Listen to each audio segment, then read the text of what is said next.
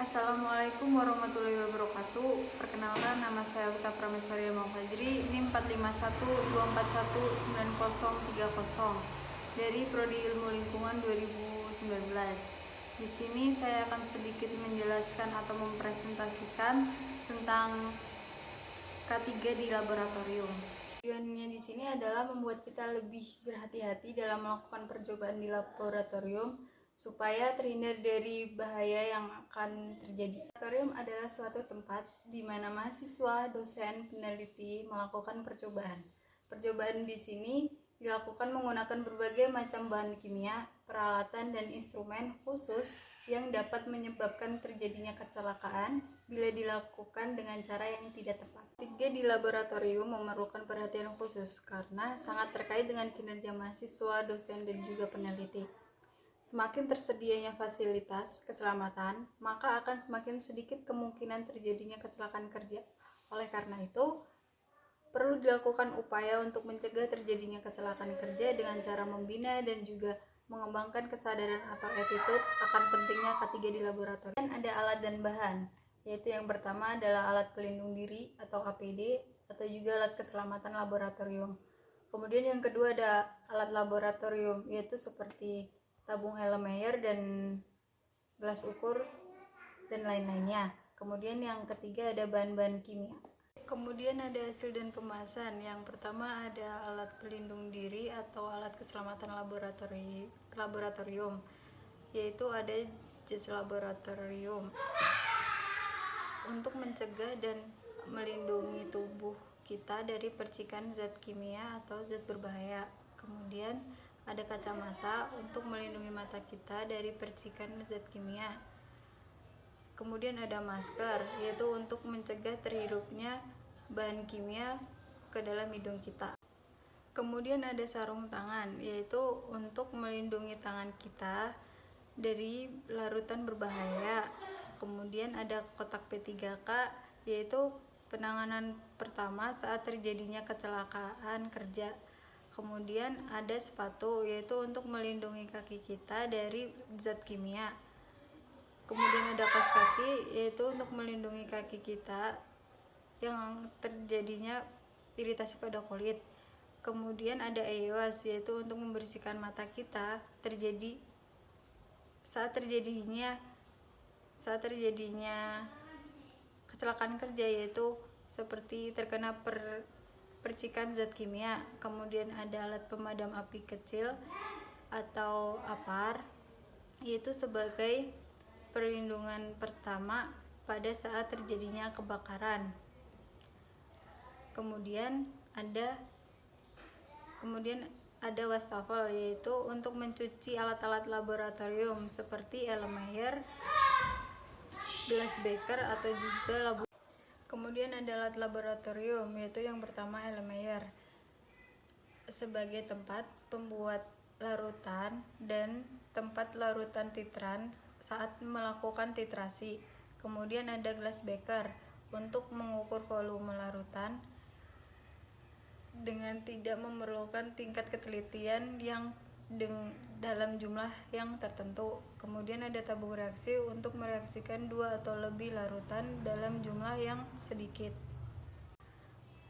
Kemudian ada labu ukur, yaitu untuk membuat larutan standar atau larutan tertentu dengan volume setepat-tepatnya.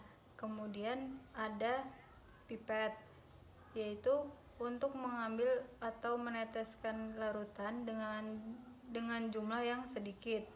Kemudian ada bunsen, yaitu sebagai peralatan yang umumnya menghasilkan api gas terbuka yang digunakan untuk pemanasan dan juga pembakaran.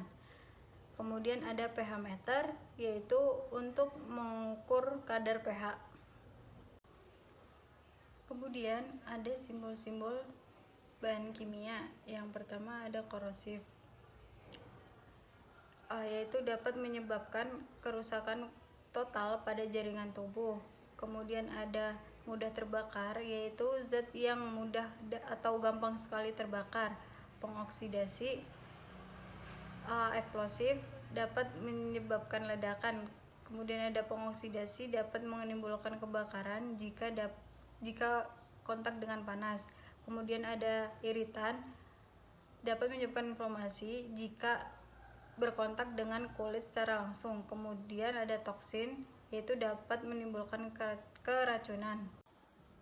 Kemudian ada bahan-bahan kimia, yaitu yang pertama ada asam asetat atau CH3COOH, kemudian ada asam forminat CHOOH, kemudian ada amoniak hidroksida NH4OH, dan juga amoniak NH3. Kemudian ada metanol CH3OH, karbon tetraklorida CCl4, dan juga ada asam klorida atau HCl. Kemudian kesimpulan yaitu kesehatan dan keselamatan kerja atau K3 sangat perlu perhatian khusus karena sangat terkait dengan kinerja mahasiswa, dosen, dan juga peneliti. Hal ini dilakukan agar selamat dan terhindar dari bahaya ataupun kecelakaan yang mungkin terjadi.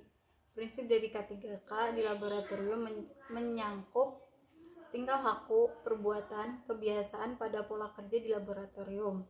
Selama berada di laboratorium atau selama melakukan percobaan, seorang praktikum dituntut tetap waspada terutama pada saat menggunakan bahan kimia. Bahan kimia berbahaya biasanya diberi simbol peringatan seperti korosif, mudah terbakar, eksplosif, pengoksidasi, toksin, dan juga iritan. Nah, alat keselamatan atau APD di laboratorium yaitu seperti jas laboratorium, masker, kacamata, EOA, sepatu, kaos kaki, apar, wastafel, kotak P3K, dan juga sarung tangan. Daftar pustaka yang pertama ada Anonim tahun 2013, prinsip-prinsip kesehatan dan keselamatan kerja.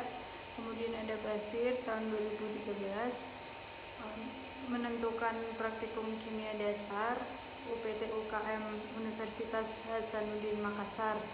Kemudian Fatmaningrum tahun 2012, keselamatan kerja di laboratorium kimia. Dan yang terakhir ada Sersan tahun 2011, keselamatan kerja di laboratorium kimia.